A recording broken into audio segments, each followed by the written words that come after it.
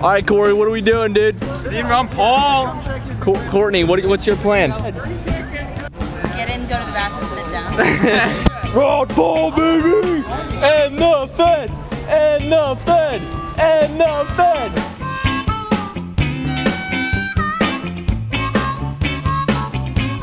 Change of plans, we're actually going upstairs. Yeah, baby! Right side or left side? This side.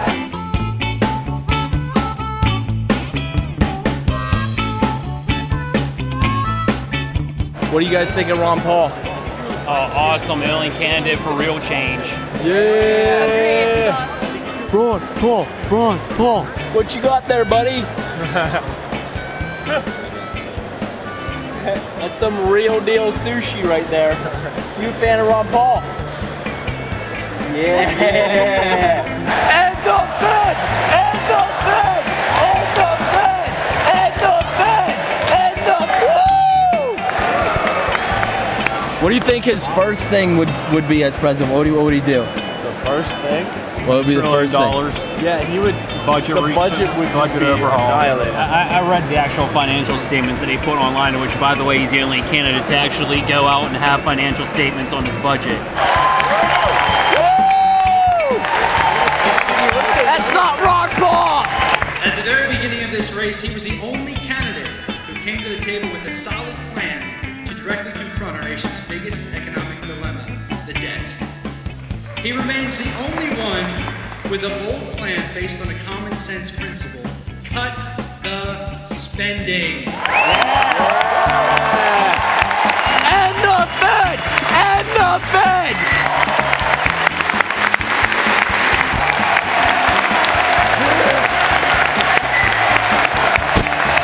As he likes to say, freedom is popular.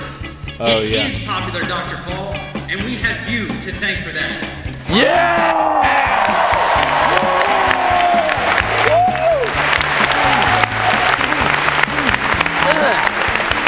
Ladies and gentlemen, Under the please floor. join me in welcoming back to the place of his birth, the very champion of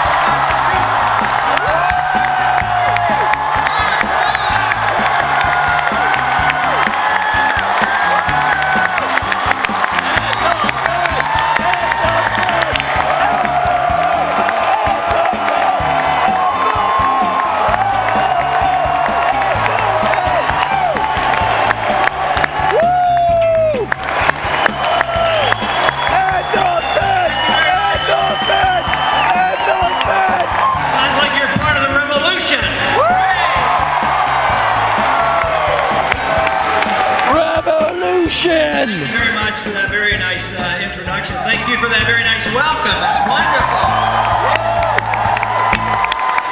You're welcome, Ron. I'd like to introduce my wife, Carol, standing over here.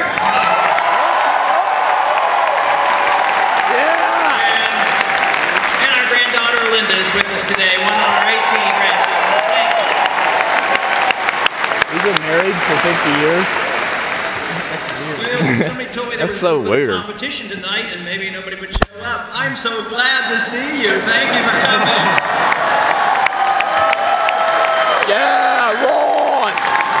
But if we're correct, the cause of liberty will be remembered for a long time and a ball game will be forgotten. Baseball. Nice, and of course you know that the reception has been excellent across the country, on the colleges in particular. But every once in a while we come up short on the coverage. You know, evening news doesn't seem to cover what we're doing. When they do, they come up with headlines. Where's Ron Paul? What is he doing? What's he doing these days? Where's the media? That's what we want to know.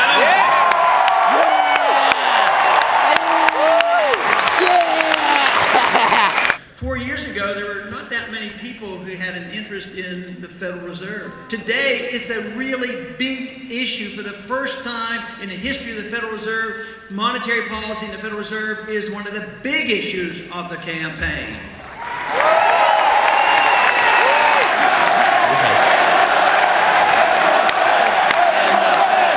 That sounds like a very good idea.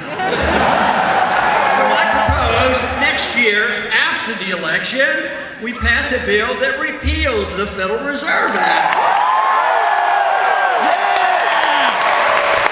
Take those notes, baby! What has to be done immediately, and the country now is very much with us. Let's get a full audit of the Federal Reserve and find out what they've been doing with our money. Yeah!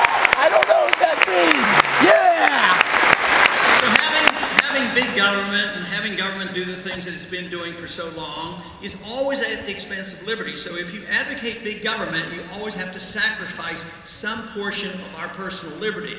So this is the reason that if once you come around to endorsing the basic principle of liberty, you have to be in opposition, to big government and the financing of big government through the Federal Reserve System.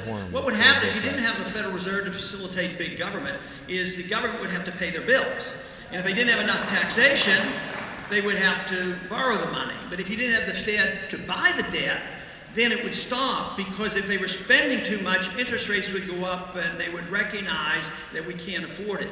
The fact that you can borrow, and we have been sort of given the blessing of a reserve currency, it has allowed this borrowing to go on too long and the inflation to go on too long. But what has happened in these last 4 years is that the attitude has changed. The people are waking up in two areas. The economic crisis has hit. People know that we're not going to come flying out of this, that we have to have structural changes, and they're also fed up with our foreign policy, and they want our troops to come home. Preach it, brother! If we care about our national defense, if we care about our veterans, we change our foreign policy and defend this country and not be the policemen of the world.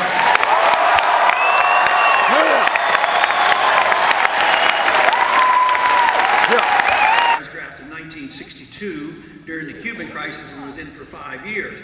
But after the war finally ended in Vietnam, and obviously without victory for us, after losing 60,000 Americans, over 1 million Vietnamese who died, and how many wounded we have, and all the money we spent, which ushered in a whole decade of economic crisis in the 70s. But shortly after the war ended, a colonel for us, an American colonel by the name of Harry Summers, met with Colonel Tu, who was Vietnamese. And they got together and they were talking and they were cleaning up the mess, and these are the rules, and we were leaving, this sort of thing. And our colonel said to the Vietnamese colonel, and said, you know, you never defeated us once on the battlefield. We always won militarily. And you know, Tu said to him, he says, you are right, but it's irrelevant. Because he did not understand, we didn't understand then, and we don't understand now. We can have a military power, and we can bomb and kill and occupy and pretend we're democratizing these countries, but what is much more important is winning the hearts and the minds of the people.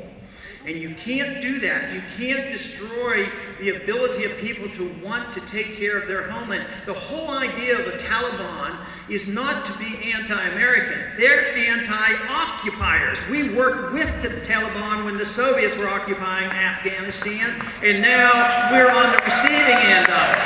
Personal liberty to me means that we own our own lives, that our life and our liberty comes from a creator or in a natural way, and does not come from our government.